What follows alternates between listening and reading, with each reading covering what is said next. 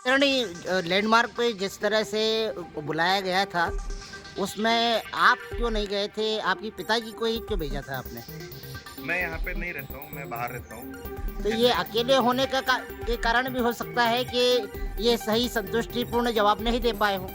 हाँ, पापा पहले से थोड़े से अंतर्मुखी स्वभाव के, ज़्यादा बोल नहीं पाते हैं वो कभी। आप पूरे मोहल्ले में फेमस है इस बात के लिए कि आप कभी कुछ बोलते ही नहीं किसी से, ज़्यादा खुलकर नहीं बोल पाते हैं। अगर कुछ व्यथा पीड़ा भी है तो वो खुद सहन कर लेते हैं, लेकिन किसी को तकलीफ नहीं देते हैं। क्योंकि वहाँ के जो मालिक थे, मिल मालिक थे, उनसे जब चर्चा की गई थी, इनके विषय में पूछा गया था कि आखिर में 3 लोगों को 5-5 लाख रुपए दिए गए हैं, इन्हें क्यों छोड़ दिया गया? तो उनका कहना था कि अवसर पर तो 10 लोग खड़े हो जा रहे हैं और हर कोई बोल रहा है कि हमने काम किया हुआ है, तो हम हर किसी को पैसा नहीं दे सकते। और उस समय शायद इनने डॉक्यूमेंट्स अपने पूरी तरह से दिखा नहीं पाए। आप पुनः जाइएगा, मगर आप नहीं गए हैं, इसका भी असर पड़ा है। पुनः हम गए थे सर, हाँ। परंतु हमें पता चला कि वो शनिवार को ही मुंबई चले गए हैं। अब उनका कोई निश्चित टाइम टेबल है नहीं कि वो कब आएंगे, परंतु हम फिर भी इस बातचीत को करने के लिए तैयार हैं। अगर मिल प्रशासन हमारी प्रार्थना को स्वीकार करता है तो हम निश्चित रूप से हम बात करने के लिए तैयार हैं। रास्ते सारे खुले हैं हमारी तरफ से। कोई आपका शुभ नाम? मेरा शुभ नाम जयेश भाव सर। बाबूजी आपसे क्या बोला था? आपको याद हो, कुछ बात हुई होगी? कुछ बात नहीं हुई। कुछ नहीं? कुछ नहीं। यानी आपने अपनी बात रखी तो उनने क्या बोला? तुम्हारा नाम ही नहीं बोले। आधा 1 घंटा बिठा के रखो मेरे को वहाँ। तुम्हारा नाम हाँ नहीं? जी। तीनों को पहले दे दे एक एक करके, मेरे को आखिरी में बिठा के रखा। बाद में बोले तुम्हारा तुमको नहीं मिलेगा। आपका शुभ नाम क्या है? रमेश बापा है।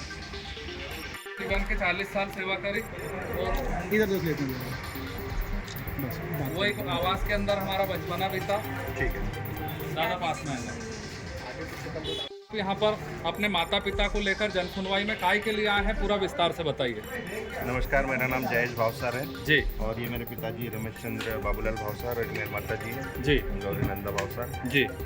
मेरे पिताजी दादा के ज़माने से उनका ट्रांसफ़र ऑयल मिल, मानसिंह ऑयल मिल में वो पाचोरा में काम करते थे। हाँ। वहाँ से उनका ट्रांसफ़र करके उनको खंडवा आने के लिए उन्होंने रिक्वेस्ट किया। हाँ। तब से मेरे दादाजी और उनका परिवार यहाँ पर आए खंडवा में और मानसिंह मिल में कार्यरत हुए। अच्छा। उसके बाद में मेरे बड़े पापा ने भी यहाँ पर काम किया। उसके बाद मेरे पापा भी एज अ वायरमैन यहाँ पर काम करना इन्होंने चालू किया। सन 84, 85 या 81 के लगभग की बात होगी। हाँ। उसके बाद में जब हम लोग दादा की सर्विस खत्म हुई तो हम लोग बाहर चले गए। दादा के टाइम पे भी क्वार्टर मिला था रहने के लिए। हाँ। फिर बाद में जब पापा फिर से मानसिंह मिल में जॉब लगी तो उन्होंने, चूँकि दूर रहते थे, आने जाने में समय लगता था और वायरमैन का काम ऐसा होता है कि इमरजेंसी में ज़रूरत पड़ती है फैक्ट्री में। हाँ। तो इसलिए उन्होंने हमको 11 क्वार्टर में एक क्वार्टर दिया कि आप यहाँ पर रहो, ताकि पास में रहोगे तो हम कभी भी आपको बुला सकते हैं। हाँ। अब इसके बाद में सन 91-92 के दरमियान फैक्ट्री की हालत ख़राब होकर मिल बंद पड़ गई। हाँ। परंतु मेरे पापा को, पिताजी को इन्होंने ना कोई टर्मिनेशन लेटर दिया, ना सेवानिवृत्ति का कोई उन्होंने कुछ सेवा से बंद करने का कोई कागजात दिए, ना इन्होंने खुद होकर रिजाइन किया। तो कायदे से देखा जाए तो उस समय से लेकर जब से मिल बंद पड़ी तब से ये सेवानिवृत्ति की उम्र होने तक के इनका माना जाना चाहिए कि इनका कार्यकाल है। उसके बाद में जब हम लोग 35 साल से वहाँ पर रह रहे हैं तो इन्होंने हमारा बिजली पानी जैसी मूलभूत सुविधाएं कट कर दी। और ये सीनियर किन लोगों ने? मिल प्रशासन ने। जी। कौन सी मिल? मानसिंह मिल वालों ने। अच्छा। फिर चूँकि अब ये सीनियर सिटीजन है, मेरी मम्मी की तबीयत बार बार ख़राब होती है, उनको फिट के अटैक आते हैं बार बार। अच्छा। इस कारण से फिर भी जैसे तैसे करके न्याय की उम्मीद में लोग वहाँ रह रहे थे इतने सालों से। हाँ। लेकिन 2019 में एक बार जब ये किसी कार्यवश बाहर गए तो मिल प्रशासन ने आके हमारे क्वार्टर के दरवाजे पर टीन ठोक दिए।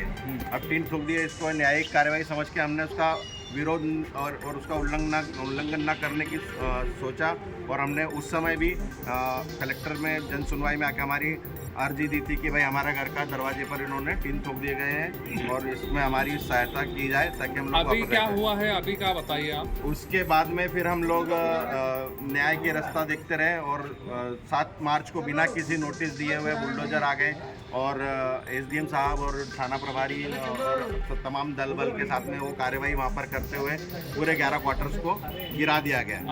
आप जिसमें रहते थे वाला भी तोड़ दिया गया? हमारा भी क्वार्टर तोड़ दिया गया और उस समय वहाँ पर 4 फैमिलीज पहले तो बहुत सारे लोग रहते थे, लेकिन सब धीरे धीरे करके छोड़ के चले गए। हाँ केवल 4 फैमिलीज जो थी वो बची थी, जिन लोगों का वहाँ पर रहना था। हाँ 4 लोगों में से भी जब हमने भी विरोध किया कि इस चीज़ को ना तोड़ा जाए, हमारा हिसाब दिया जाए, तो उन्होंने कहा कि शाम में आप ऑफिस में आओ, आपका हिसाब कर दिया जाएगा। हाँ लेकिन जब ये ऑफिस में गए शाम में अलग से, तो 3 लोगों को उन्होंने हिसाब करके 5-5 लाख रुपए दे दिए और तीनों लोगों को एक एक करके बुलाया, ताकि अगर एक को लास्ट में ना दे तो ये लोग विरोध ना कर पाए। 3 लोगों से चेक देकर उनसे साइन ले ली गई और हमको यानी मेरे पिताजी को उन्होंने बोल दिया कि आपका कोई रिकॉर्ड नहीं है कंपनी में और आपको इसलिए कुछ नहीं मिलेगा। अच्छा जबकि रिकॉर्ड के तौर पर देखा जाए तो इस आवेदन में हमने उनकी वेतन पर्ची, उनकी पीएफ स्लिप वगैरह सब कुछ लगाई है। एक बार हमने जब इन्होंने लाइट वगैरह काट दी थी तो हमने किसी प्रकार से कहीं से अनुमति ले लेकर प्रशासन वगैरह की सहायता से मीटर लिया था, बिजली का कनेक्शन। ये आप जिस दिन जेसीबी चलाकर जो आवास तोड़े गए उस दिन आप वहीं रहते थे कि आप कहीं अन्य जगह रहते हैं? चूँकि वो पत्रे ठोक दिए गए थे, हाँ, लेकिन इसलिए फिर हम लोगों को साइड में किराए का मकान लेके रहना पड़ा। अच्छा पैसे देने कहाँ पर बुलाए थे, कौन लोग? पैसे देने के लिए उन्होंने उनका जो ऑफिस है हाँ। लैंडमार्क हाँ। मॉल में, हाँ। वहाँ पर 5वें फ्लोर पर उनका ऑफिस है, वहाँ बुलाया था उन्होंने। ये लोग गए, काफ़ी 2-2.5 घंटे बैठे भी, तमाम पत्रकार जन भी वहाँ पर मौजूद थे। सारी कार्यवाही वीडियो में कैद है और सारी कार्यवाही के वीडियो सोशल मीडिया और सब तमाम प्रकार की यूट्यूब वगैरह पर देखे जा सकते हैं, जहाँ मेरे पिताजी एक असहाय बुजुर्ग और सीनियर सिटीजन की तरह मदद की गुहार कर रहे हैं, लेकिन उन्होंने उस चीज़ को सुना नहीं है। अच्छा और अब उनके आप क्या साथ में मांग मनमानी करते हैं? तरीके से पार्शियलिटी की गई है पैसे देने में। 3 परिवार को दिए, चौथे को नहीं दिए। उनको ऐसा लगा कि कमज़ोर है, इनको अपन पैसा दबा सकते हैं, उनका पैसा हम डुबा सकते हैं, जो कि बहुत ही गलत कार्रवाई हुई है। मुझे तो इस बात पर भी जानकारी चाहिए कि बिना नोटिस दिए माननीय एसडीएम महोदय और थाना प्रभारी महोदय की उपस्थिति में ये जो अन्याय हुआ हमारे ऊपर, इस पर हमारी सुनवाई कौन करा? इस चीज़ के बारे में हमें सपोर्ट चाहिए, हेल्प चाहिए। इसी उम्मीद से हम लोग यहाँ पर कलेक्ट्रेट में आज आए हैं और हमने अपना निवेदन यहाँ पर जन सुनवाई में दिया है। पिछली बार भी हमने जन सुनवाई में निवेदन दिया था जब हमारे घर को बंद कर दिया गया था और तमाम तरह के छल बल करके ये लोगों ने हमारा रिकॉर्ड हटाने की कोशिश की गई है। बड़े लोग हैं, कुछ भी कर सकते हैं, लेकिन हमें न्यायपालिका पर पूरा भरोसा है और ऐसा भरोसा है कि हमारे यहाँ से मदद की जाएगी और जो हमारा न्याय संगत जो भी हमारा जैसे 3 लोगों को दिया है वैसा हमारा भी चौथे हमारा रिकॉर्ड उसमें मतलब सब कुछ कुल है। मिला के जो 5-5 लाख रुपए अन्य 3 परिवारों को दिया है उसी तरह आपको भी दिया जाए, ताकि उस पैसे से आप अपनी व्यवस्थाएं कहीं नई जगह प्लाट वगैरह खरीद सकें। सर ये बात पैसे की नहीं है, ये बात इस चीज़ की कि आत्मसम्मान की बात आ गई यहाँ पर। 35 साल से जो इंसान इस उम्र में आने के बाद जो रास्ता देख रहा है कि न्याय मिलेगा, हमारा पैसा मिलेगा, ये एक उनके सम्मान को दर्शाने वाली निधि है। सर बनता तो बहुत कुछ है, लेकिन 5 लाख फिर भी एक हम समझ सकते हैं कि चलो ठीक है, जो भी हुआ इतने वर्ष हमने रास्ता देखा, लेकिन अब 5 लाख भी अगर मिल रहे हैं तो वो भी काफ़ी हो सकते हैं, ताकि इनका आगे का जीवन में वो काम में आए।